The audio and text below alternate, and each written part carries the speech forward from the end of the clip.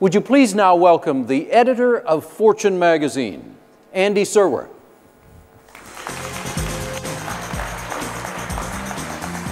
Thanks, Jeff. Thank you. All right. It's great to see everyone here. We have a star-studded panel. I'm sure many of you recognize these people up here with me today. Before we begin and before I briefly introduce these ladies and gentlemen, I'd like to also point out that we are grateful to have a number of distinguished government leaders from South Africa here, and including some up on the stage with us. So please, let's give them a hand as well. Thank you very much for coming.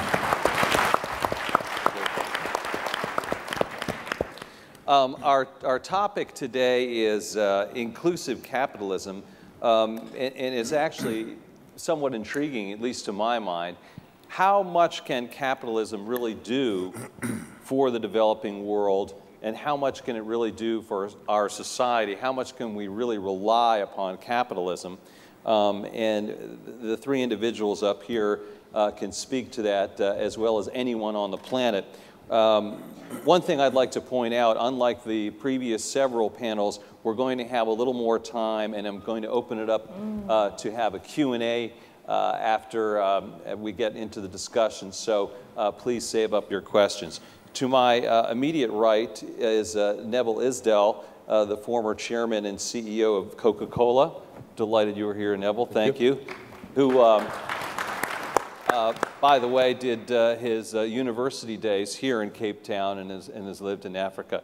To his right, a person I'm sure many of you are familiar with as well, Trevor Manuel, who was the head of the National Planning Commission here, and even more importantly than that was the finance minister of the Republic of South Africa during a most critical time, and the country benefited from his leadership tremendously. Trevor, welcome. Thank you. And to his right, I am delighted to introduce Bridgette Radebe. And Bridgette, it's just so wonderful to see you here, Executive Chairperson of Mmakau Mining. And just a quick aside about Bridgette. Bridgette has been an attendee of Fortune conferences and forums for many years now. And several times over the past decade even, she's come up to me and said, "You must have the forum in Africa." And initially, I looked at her and said, yeah, sure. At some point, Bridgette, we'll have one in Africa. And it really wasn't even on our radar screen. And she mentioned this to me in Aspen, in China, and in New Delhi. And then finally, Bridgette, I walked in last night and saw her, and she said, "You have come." And it was so great. So I want to just give you a high five, because we did it. And we are delighted. We really are. As I mentioned, this is somewhat of a controversial topic. Exactly what can capitalism do for society is really what it comes down to. And, you know, we think traditionally an American like myself, editor of a prominent business publication, would say, well, capitalism is your way out. It can do a tremendous amount for you, for our society. Just look at what it's done to the United States. And then I realized that saying that, and after what we've been through for the past 2 years, it sort of has a very different meaning. Just look at what capitalism can do, unfettered capitalism.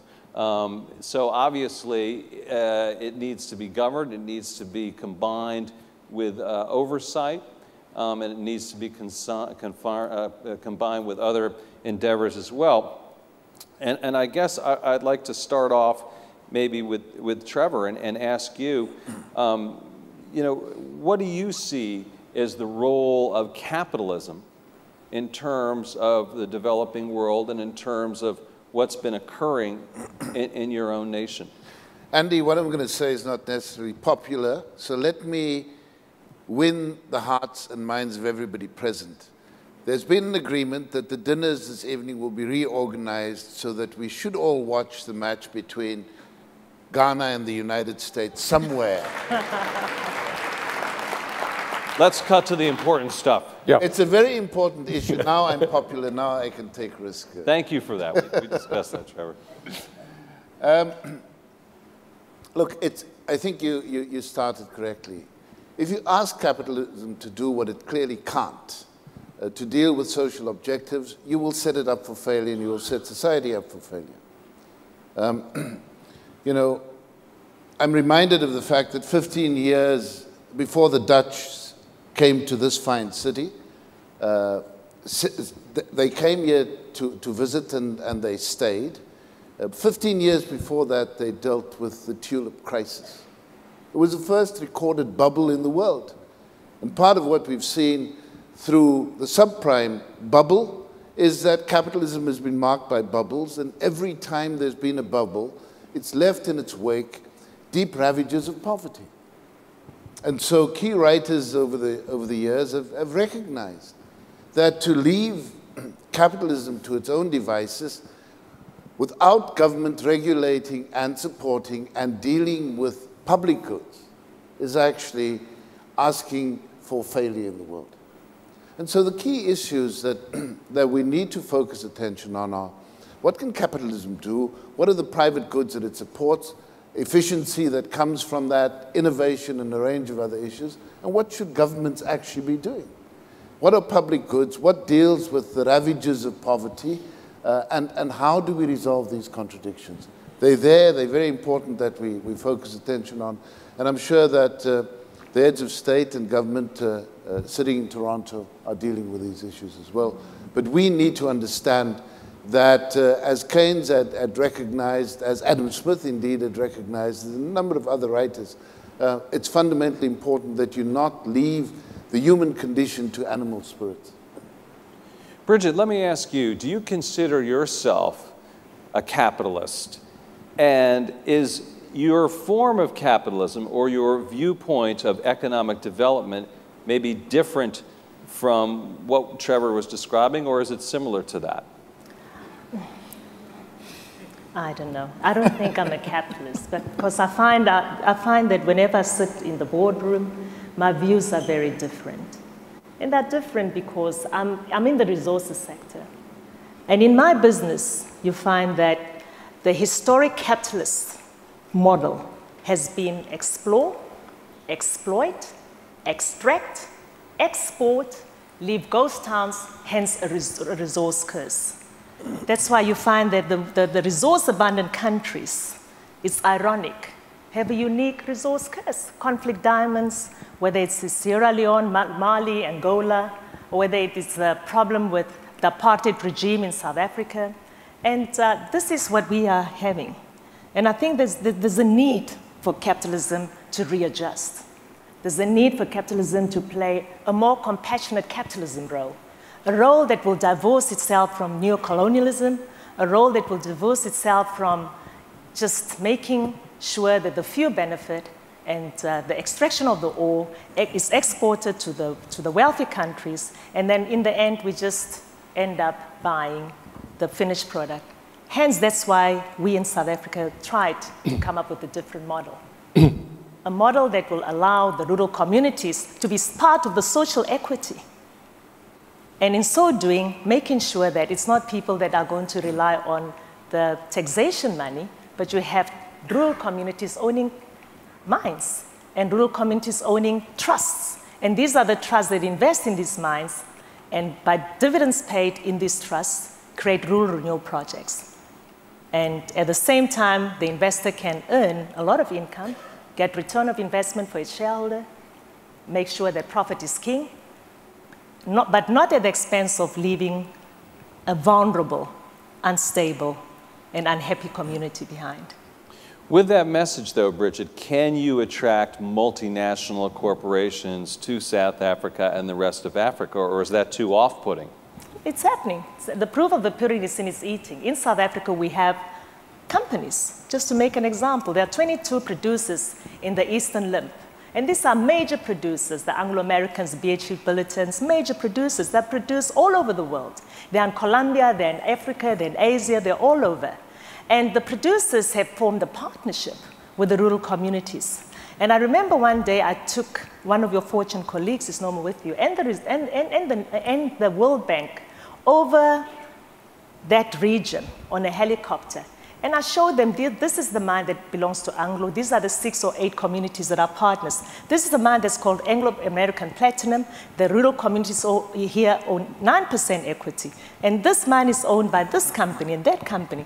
And by so doing, you find that not only does the investor come to this country, spend money, make a lot of money for the foreign, for the foreign shareholders, most of them are foreignly owned. These companies are owned and listed in London or Australia or Canada. But so likewise, the rural communities also own shares. And hence, that's why we can avoid what is happening in Nigeria. Look at what's happening with Shell in Nigeria, in the Delta region. The people are excluded. And I'm saying to the extent that you can involve the participation of the people, not just through social investment, where you do a little investment here in a little kindergarten here in a school, and you think that you've done the world, the best. And the proof of the pudding is in its eating. We have a rural community called the Royal Bafokeng Nation. They're worth about 33.5 billion, the value of that company. And it's owned by a rural community that has 300,000 people. And that money of dividends that is invested in the mines that is owned by them in Anglo-American Platinum and Impala Platinum is reinvested in the rural renewal projects. Now, why can't the same companies do the same in other countries? Why only in South Africa? And why can't they do it in Colombia, where we have the coal fields? Or why can't it be done in Asia or North America? Well, let's ask Neville a little bit about that. And I think you just mentioned to me a minute ago that you've lived in 11 countries, and not just traveled to 11 countries, but actually lived in 11 countries. This is something that's top of mind to you and has been throughout your whole career. And I know you've written about something called connected capitalism. Is that the same as inclusive capitalism? What does that mean? Yes, it is. I mean, I think my starting point is very clear that if we follow the model of capitalism of the 20th century, and in fact of the earliest part of the 21st century, capitalism will fail. That the social license to operate will not be granted to us by society at large. And my whole idea of connected capitalism is really building the links between society as the connectivity, both with civil society and with governments. And businesses moving beyond, and in fact it's been mentioned already, moving beyond even philanthropy, moving beyond CSR, corporate social responsibility, to, I think, reframing themselves as being socially responsible corporations. Now, that does not take away the profit motive, because unless that is, in fact, adhered to, the funding will not be there for the growth of the companies.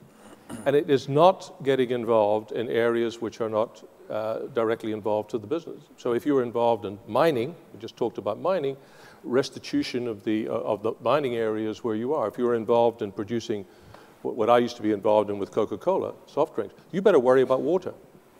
So, and it has to be core to strategy. It is not amelioration. It is not doing good works. It is about looking at your footprint on society and being sure that that is, in fact, in no way negative and positive. And by doing that, you start building that social license again. And that, to me, is something that's been lost. It's been lost in the education of the business schools, where it's all been financial metrics. It's all been about economic profit. And I think we've got to look at the social dimension of that. I did start my career being trained as a social worker on the Cape Flats. So that's where I come from. And I hold that view very strongly that the youth of today are looking at companies and they're saying, what's behind the company? What's your value system? What do you really stand for? And the consumers are doing the same thing. And the companies that will win in the 21st century, and this is not an issue of developed and developing countries, the ones that will win are the ones who are going to be socially conscious companies. Unfortunately, though, I mean, I just got to put this to you. Doesn't it seem like things are getting a little bit worse right now? I mean, Toyota, BP, Goldman Sachs, all of Wall Street, we don't seem to be heading in that direction very quickly, do we?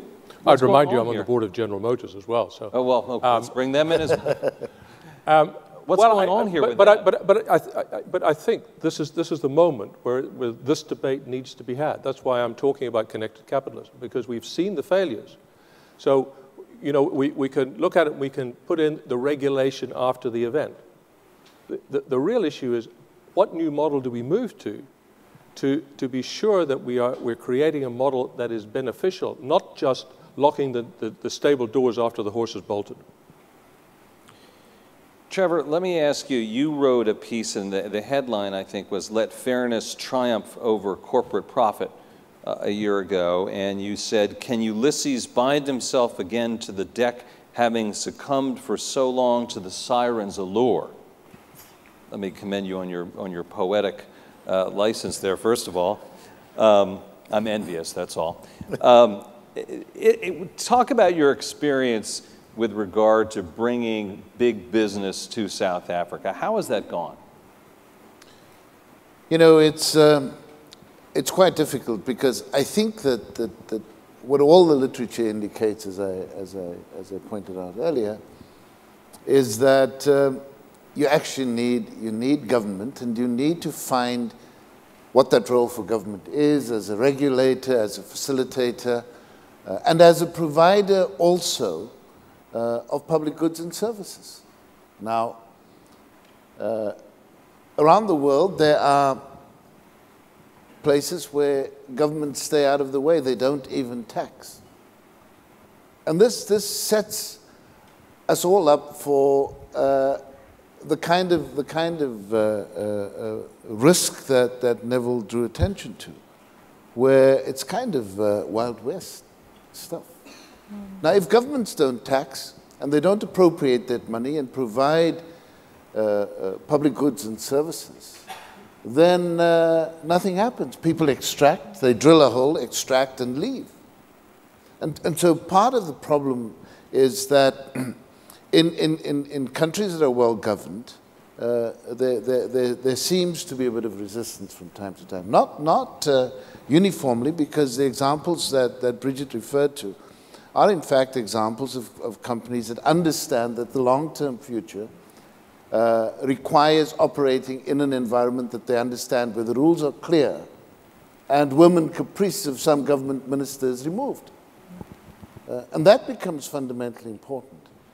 And you know, I think that the big challenge that confronts us is that whereas capitalism wants to be global, there's no intermediation of government that's global. And there's a lot of resistance to it. But there are shifts. You know, I think that in the earlier session, that shift from what were known as Western norms to, and largely it was extracting savings from elsewhere and having very high consumption, to a different kind of world. That's happening as we speak. You know, when G20 finance ministers met in Busan in South Korea 3 weeks ago, Europe and the United States wanted to impose a uniform levy on banks so that they had a war chest to deal with the risk of future fallout. And the resistance came from countries that were actually well governed: Australia, Canada, Brazil, India, China, and South Africa. That's where the resistance came from. And I think it's important that you understand, because that is the first indication of a shift of power. But understanding that shift of power also creates an opportunity for new rules and a basis for the application of new rules. Has some of the failures of U.S. and Western capitalism made, say, investment by the Chinese more appealing to South Africa, and the developing world, Trevor? You know, there are different aspects to the issue. The first is that the Chinese were investing in Africa a long time ago. When I was in Standard 2, probably at the age of about 8 or 9, I learned about the Tanzam railway line from Dar es Salaam to the copper belt of Zambia. That was built by the Chinese.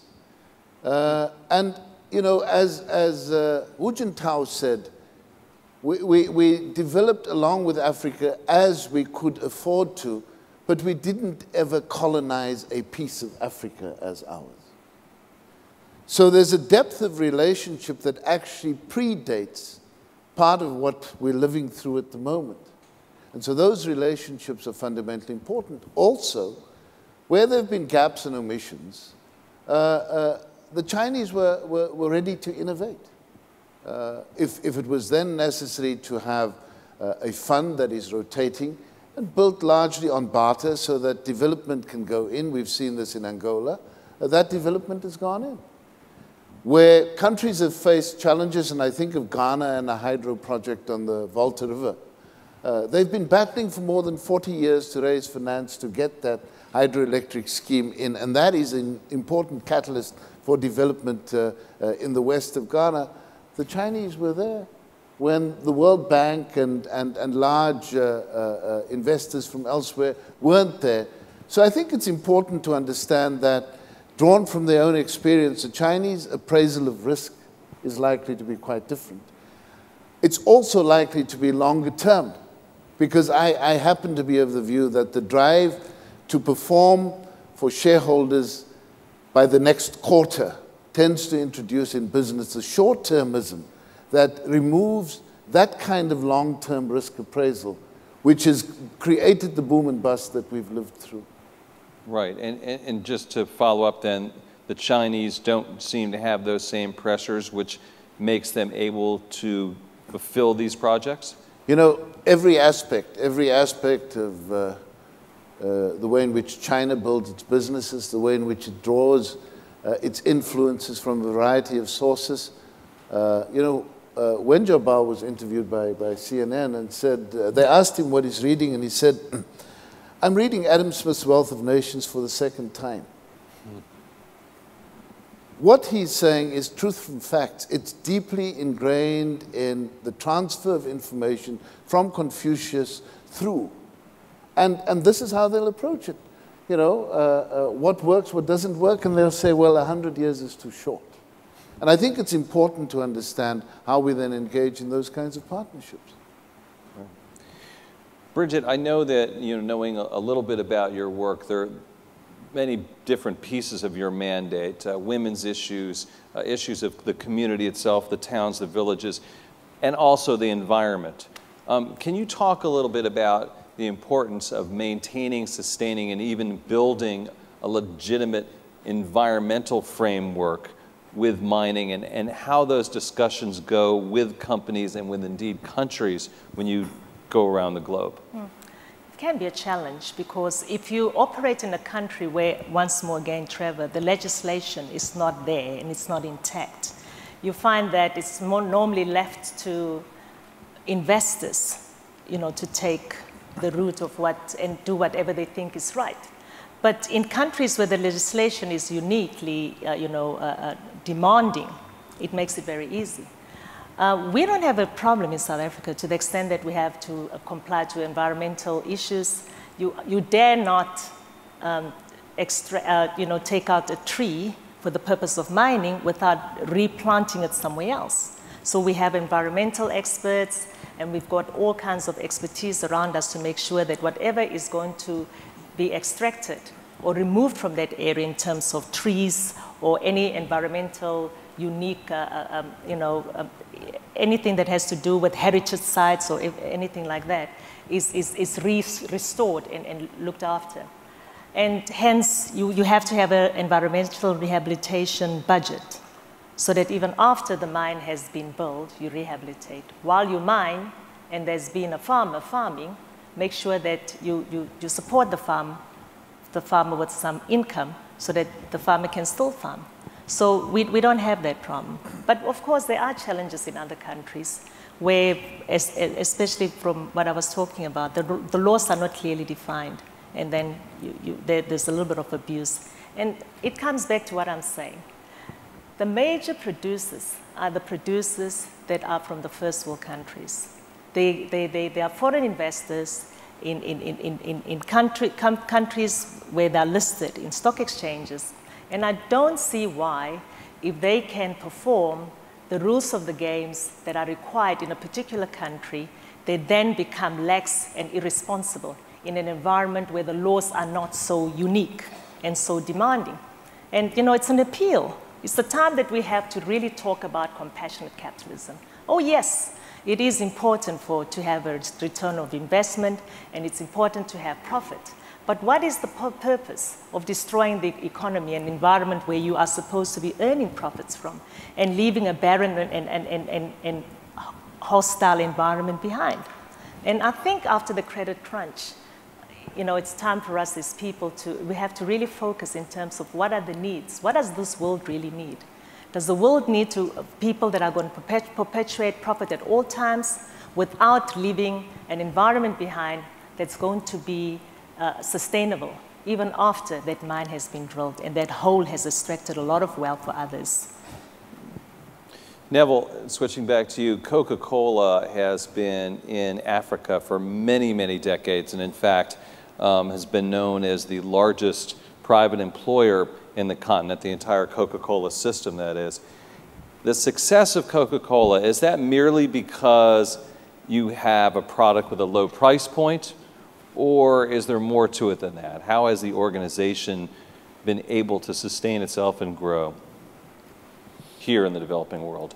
Well, I mean, there's a lot more to it. I think one of the key things that has been very, very important is the fact that the franchise system means that you're working with local nationals and local investors.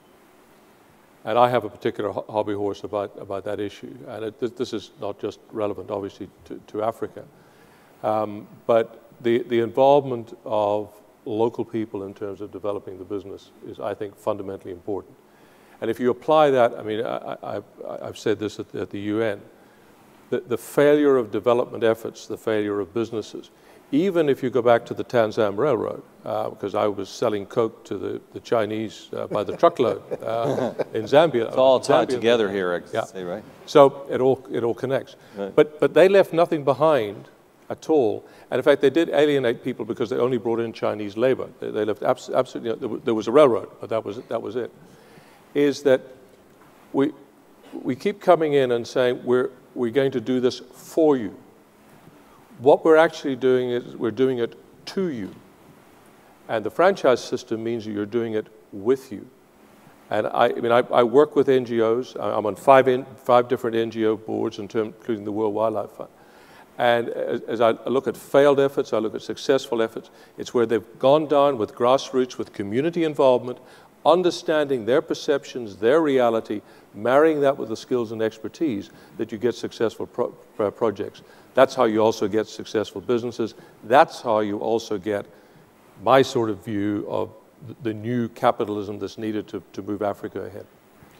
Before I throw the floor open to questions, I just want to read something here in Mike Elliott's wonderful piece, if I may say so, in the latest issue of Fortune about global development, where he quotes the University of Michigan Business School professor C.K. Prahalad, who, as many of you know, sadly passed away this April. I know that many of you know him, and he was a tremendous advocate of development. And he says in his famous book, The Fortune at the Bottom of the Pyramid, if we stop thinking of the poor as victims or as a burden and start recognizing them as resilient and creative entrepreneurs and value-conscious consumers, a whole new world of opportunity can open up.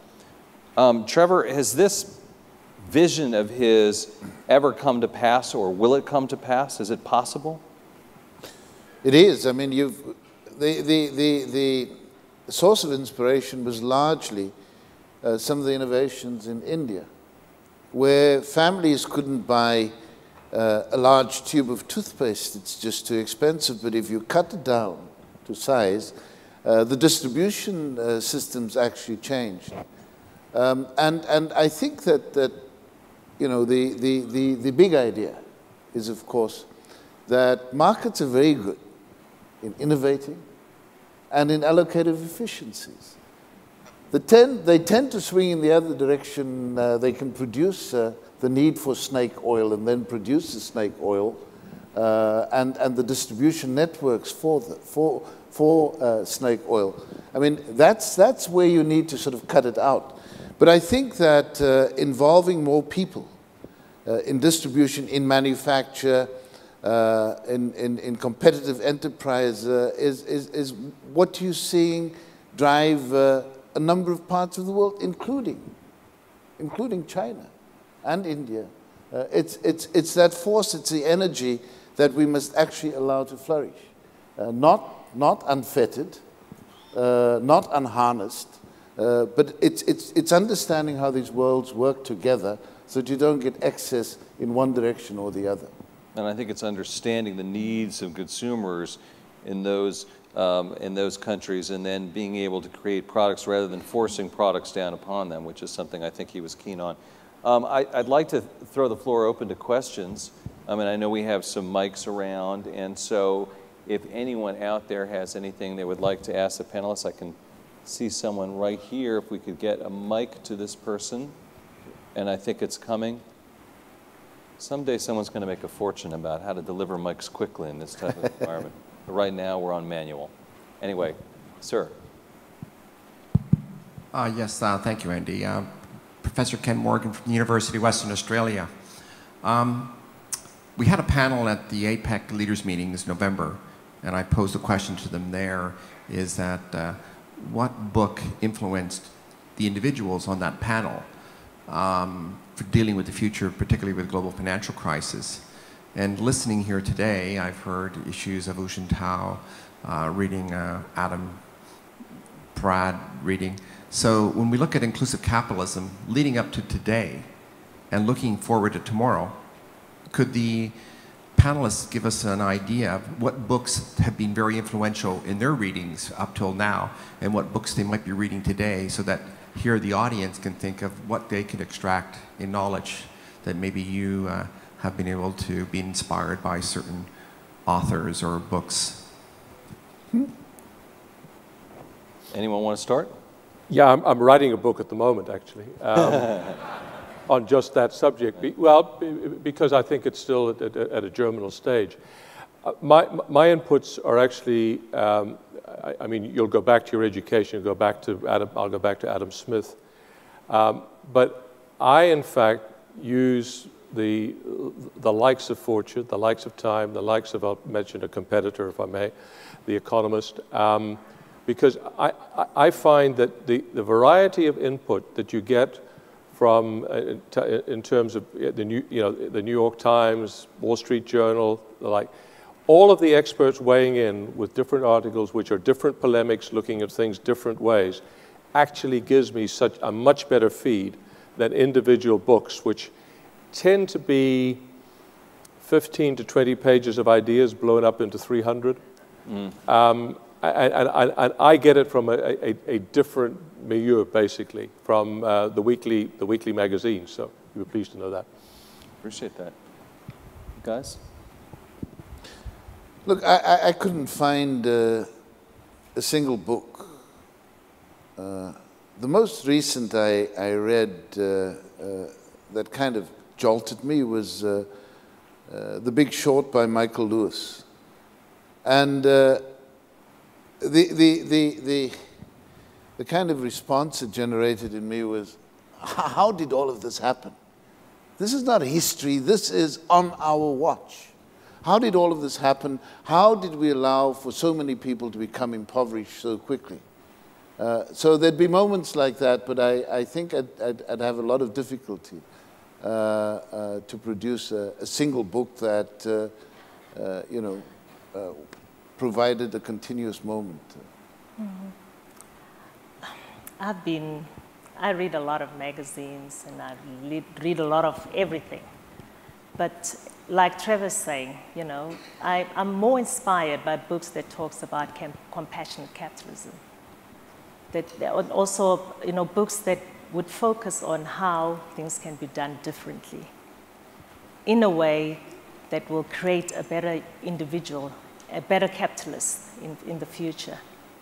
And I also lead a lot of journals on Africa and what happens in the African economies. But books, I find that a lot of books has to do with a lot of academic.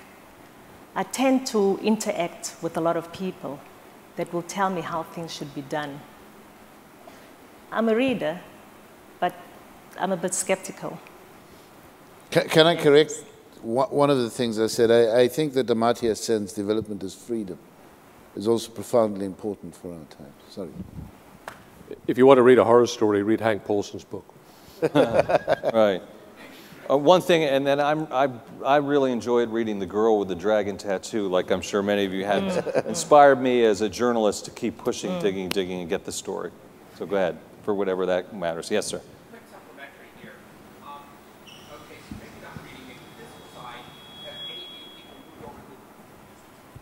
If you're not maybe reading in the physical side, have you moved over to looking at your information, providing it now in the e-books or the iPads? Do you find that the digital format, providing with the information, is giving you greater insights in how you are looking at the issues of information? Well, I pick up a lot on the web because I do look at stuff on the web.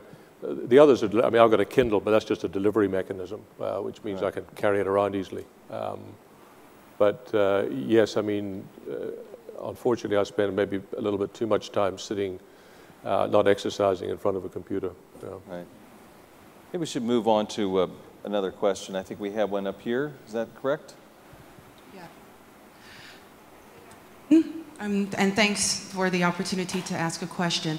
I'd firstly like to just say, Bridgette, for bringing the summit to South Africa, and thank you for a wonderful session which your company sponsored this morning, the most powerful women's breakfast. And I'd actually like to ask a question that in my mind arose as part of the conversation that we were having this morning, and that's about investing differently in Africa's women.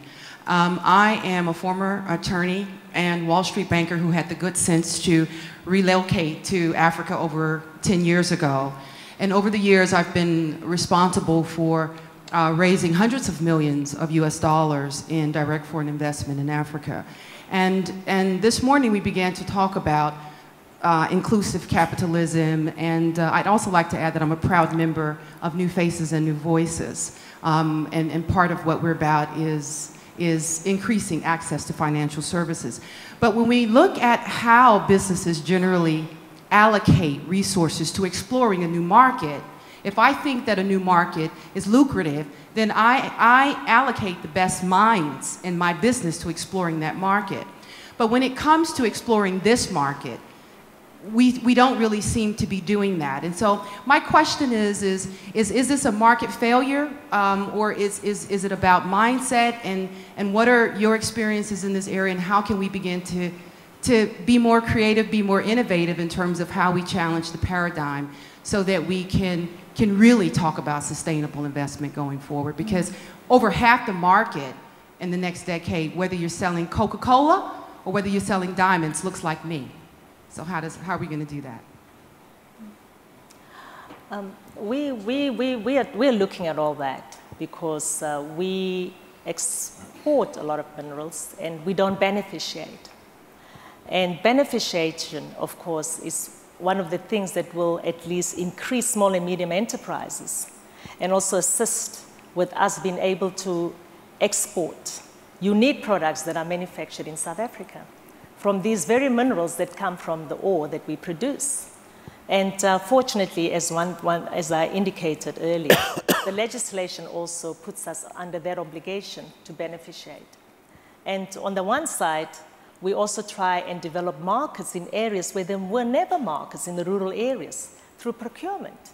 Each and every mining company that procures in a historic rural area where there was no town, no shop, nowhere to shop, would then create those small and medium enterprises in that rural area where the mine is created by virtue of making sure that every procurement happens in that area. And by so doing, you create a little city. The city becomes a big town, and and then even after the mine has been closed, you can leave a sustainable rural community that was turned into a city with relevant skills behind. And this is what we're looking at. There has been a bit of resistance in that field by some producers who don't understand the role of having to create sustainability while you only focus also on production, because a lot of the mining companies would just focus on the extraction of the ore and exploitation of the ore, but the beneficiation doesn't happen. But I must say, with all that in our legal framework, where the government puts every company under legal obligation to beneficiate, beneficiation happens. And of course, Jonathan from De Beers, your company has been a leader in beneficiation too. Jonathan Oppenheimer from De Beers. I mean, I honestly believe that probably the most important thing that can be done to accelerate the current impressive growth rate of Africa is the education of women. And I think you see that in the micro, and we've seen it in the Coca-Cola business. If you go out to, Bridgette talks about the rural areas. Who are the entrepreneurs? Who are the people that are selling in the marketplaces? They're women. And that is an untapped resource, and unfortunately, a resource that is not receiving the education that it needs. And the development of Africa will be accelerated the more that we invest behind the education of women. We got another question over here. Brenda Madumise from Brand, South Africa. Inclusive capitalism, I want to ask the question around the role of the rating agencies, your Standard & Poor and others. The ratings on countries and on companies. From Coca-Cola's side, if you don't get a good rating from Standard & Poor, what has been the impact of that rating for your company? Because those rating companies, those rating agencies, they've had the impact on how they view the continent itself, because if we get a minus rating, then investors run helter-skelter. And I think they also contribute in how the image of the continent, of even a company, is perceived. Can I just get a comment around the role of the rating agencies? Well, I think you're looking at two things. I think you look at country ratings, okay, and they're clearly that does frighten people away, and I think it needs to be dealt with. Let me come back to that in a second.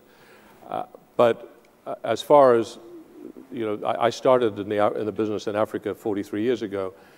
Coke's in every country in Africa. It takes a long-term view. But if you look at then, you move to the company side of the equation. I think part of what you're asking about is this profitable investment? Well, Mo Abrams sat up here earlier on. It's a good business. The African business is a good, profitable business. So that doesn't affect not just the rating agencies, but the people who are recommending your stock. If you look at what you put back in terms of inclusive capitalism, if it is related to what you do for the long-term health of your business, I actually agree about the quarterly earnings point, by the way, Trevor. But if you look at it over the long term, then you really don't have a problem with those investors. It's sellable. Let me go back to the final point about the rating agencies. I think the league tables that we have that show the companies that are, the countries in Africa that are more open for business, that are more transparent, is a very good thing in terms of propelling other governments to do the right thing.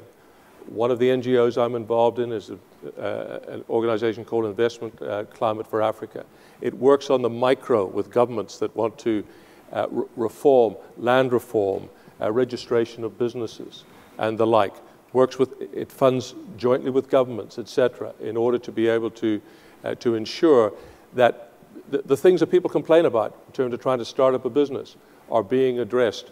And therefore, I think the ratings, in a broader sense, rather than the Moody's, the ratings in terms of league tables are actually a very productive stimulant of governments to do the right thing. Can I just add, the book I referred to earlier, The Big Short, is actually about the failure of the rating system.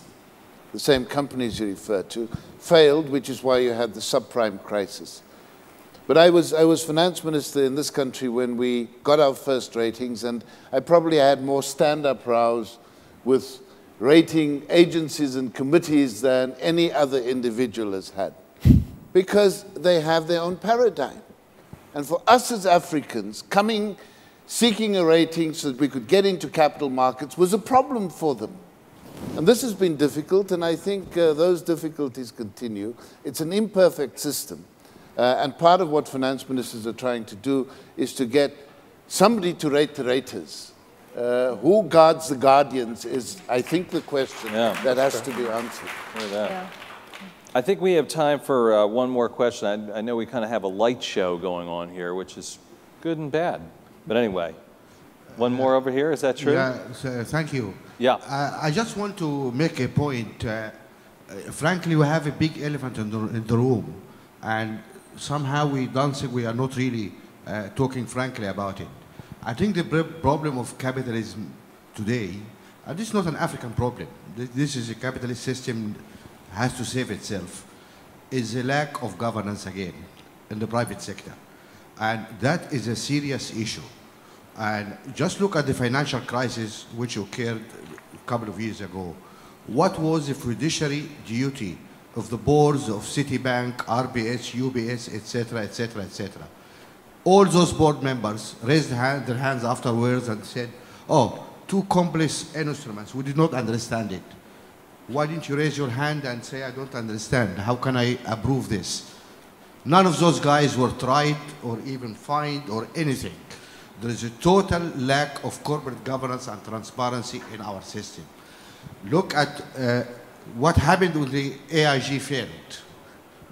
The first tranche of money went directly to keep Goldman Sachs intact. $30 billion of taxpayer money went straight, no haircut. Everybody knows, as a businessman, you make a bad loan, you get a haircut. Goldman Sachs had no haircut. But watch out, Secretary of Treasury was the previous chief executive of Goldman Sachs. I didn't hear anybody in America raise their hands, excuse me, there's an issue of governance here. How can we do that? So there is this unfortunate glass revolving door between government and banks. Check where every previous leader in Europe or US went after board, how much they are getting now from the bank for advisory roles is millions of dollars. Where the bankers end up in treasury or what else, that is very dangerous for the future of capitalism. Unless we have greater transparency there. Look at most of the transactions where the banks would a whole virtual market was created where people are betting money in virtual transactions which has nothing to do with real economy. There's no social functions. People are betting. It's fine to run casinos, but casinos are really controlled by the gaming boards. And if Goldman Sachs or any bank want to run a casino, they are fine. But they have to be controlled by the gaming boards. So there is a major issue of transparency, of corporate governance, which is going to destroy the system if we are not alerted to it. And that is the issue people need to speak. It's not about Africa. Right. One final word, sorry, I have to say, for this an African thing. I'm really, I see the amount of uproar in America about BB and devolution and what's happening there, etc., and the lack of whatever you say, sustainable business model there. But I was really astonished that not a word was said about what Chevron or Shell did for the Delta region in Nigeria. This has been going on for years, going on now. And President Obama every other day flying to Louisiana, or maybe he should take a trip to Nigeria to see what his American company is doing to Nigerian people. Then we are really honest and open about these issues. Thank you. Thank you. Well, if I could just respond, I think we did talk a little bit about that elephant in the room, although you certainly described the elephant a lot better and more fully than we did. And I think a lot of those oil companies in Nigeria are from Europe as well, so interesting, not to blame all of it on America, but Western capitalism definitely has a lot to answer for. I think we've talked about that a fair amount, and I think that perhaps understanding how inclusive capitalism can address some of these issues is a very important way for maybe us to consider some of these problems going ahead. So we're out of time. I do want to thank our panelists who did a great job on a very wide-ranging topic. Neville Isdell, Trevor Manuel, and Bridgette Radebe. Thank you so much.